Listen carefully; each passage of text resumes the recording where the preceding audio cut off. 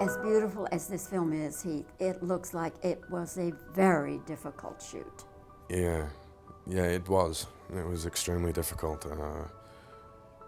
But there was never a time that we all felt like we wanted to go home, or there was never a time where we felt like it wasn't worth it, you know. Because Shaker is such an inspiration. He's incredibly passionate. He gets incredibly excited about the prospect or the idea of creating, or the creative process, that you want to stand by him. You want to say, "Where are you going to go, Shaker? I'll come with you." You know, "What do you want to talk about today? I'll talk about it with you." You know, and so no matter how hard it was, the more exciting it became. You know, and the environment was certainly grueling. Having to trek through the sand dunes. You know, and just that whole element, but the story was grueling, and my character's journey was grueling, so it just made my job that little bit easier. No, Anthony, I never meant to lie to you. No, but you were quite happy to let me deceive myself. Do you think people will let us forget this? To me, the film is so beautiful as well. It has a David Lean look. Yeah. Did you all ever talk about that? No, I mean, not really. I think, Bob Richardson, the guy who shot the movie, he's a genius. He is. Everything's backlit and gold and gorgeous. But he was an extremely thorough man, and he joined in on all of the, before we started shooting, we had 4 weeks where we sat around a boardroom table for 8 hours a day, talking about the movie and each other's characters, and just getting right in there and handing each other a brain for each other's characters on a plate. And Bob was there for the entire thing, so he had a very thorough intake on the characters and how the movie should look, and I don't know if it was specifically based around David Lean. It just seems to me that you would wait for hours to get the shadows a certain way. You'd have to, wouldn't you? Not really. I mean, we didn't have hours to wait, we had to just keep shooting. We never had time, we didn't have the money, and I think that's where Bob Richardson was just amazing. He knew what the clouds were doing, he knew what he could shoot in cloud and what he could shoot in full sun, and he knew what time of day we should be shooting this way and what time of day we should be shooting over here this way, and so we managed to just squeeze it all in, and he managed to make it look beautiful consistently. That's his genius. Sometimes wonder what a godforsaken desert in the middle of nowhere has to do with Her Majesty the Queen. What's going on? How did you get along with the camels? I got along extremely well with my camel. Big Mountain was his name, and he was big and as tall as a mountain. And I loved him. He had a very good sense of humor. He always carried a smirk on his face, and he was a very cool cat, just like wandering through the desert.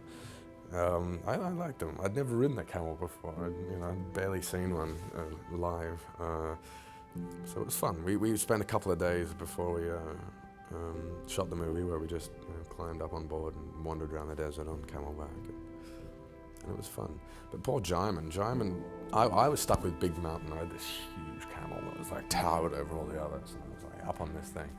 And then Jaimin was following me on this camel that was half the size of him. And he's this great big dude, and he had this tiny camel about this big. He was just like on top of it like this. So I had fun teasing him about it. In the scene where Jaimin says to you, "You laugh like an Englishman," what was it like when you two were filming that scene? It was lovely. We just laughed all night. We did. When it was on him, I'd stand behind the camera just looking at him, laughing, just making him laugh, like keeping him laughing, and he'd do the same to me.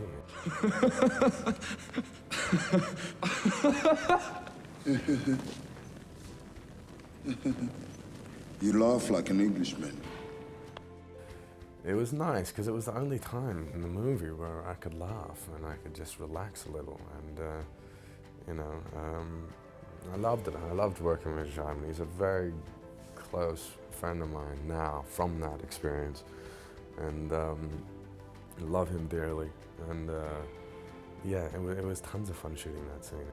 How does an Englishman laugh?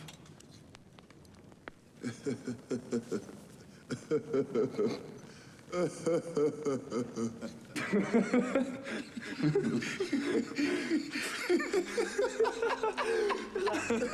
was. It was good to see Jaimin smile. As soon as he smiled, I'd smile. He'd laugh, I'd laugh, and it was just like that. You know, we didn't really have to do that much to make that happen.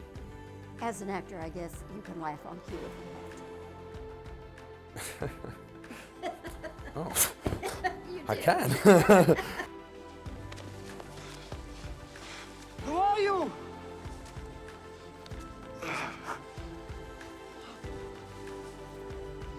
Makeup-wise, what did you have to go through?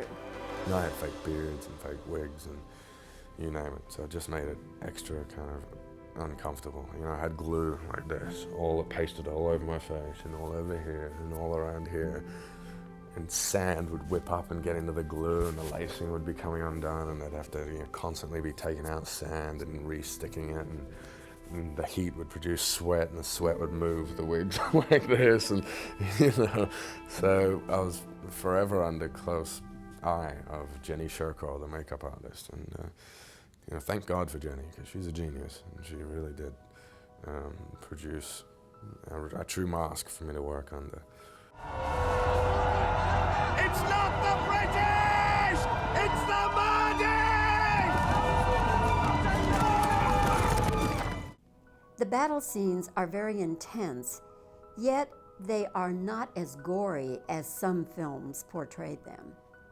Yeah, there was no blood. You didn't see blood, which is nice, and he really captured the intensity. Although what you saw, you see, there's an American version of the movie, and then the rest of the world sees what Shaker put together, which has an extra 50 shots in the battle scene, but you still don't see blood, and you know, or heads or any piercing. There's nothing like that still, but there are an extra 50 shots missing. Which I will see some point when I go to London or something. There are more intense moments that were taken out just for rating reasons, and it was purely because it was intense, not because of the blood. Just how intense it was, like the moment at the end where I'm stabbing Idris. In this I stab him once, and on a day I stabbed him like 50 times. You know, it was just very, very intense, and it was just pouring out, and that had to be tapered. You know. The studio for American audiences wanted a PG-13, was that it? Yeah, but I think it's PG-13 around the world. I think they're a little tighter over here. There have been other films made of this particular event, 5 that I know of.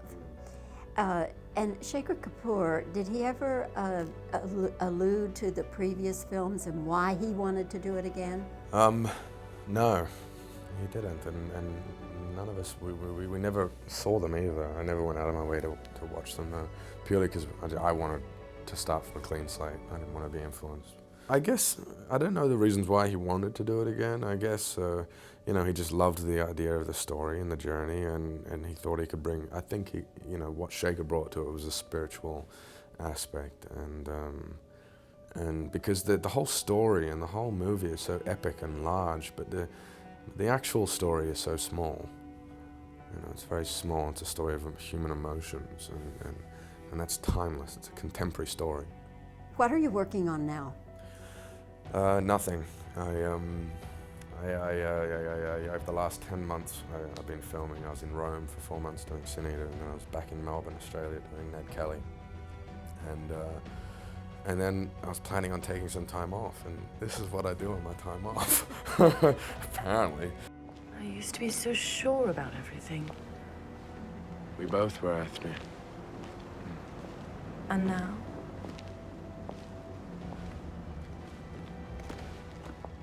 Well, the door is open. The Texas door is open. Oh, well, thank you. I will be back in a flash. You'll see. Heath, wonderful to see you. Yeah, good to see you too, Bobbie. Congratulations. What a magnificent film and a wonderful, wonderful performance. Thank you very much.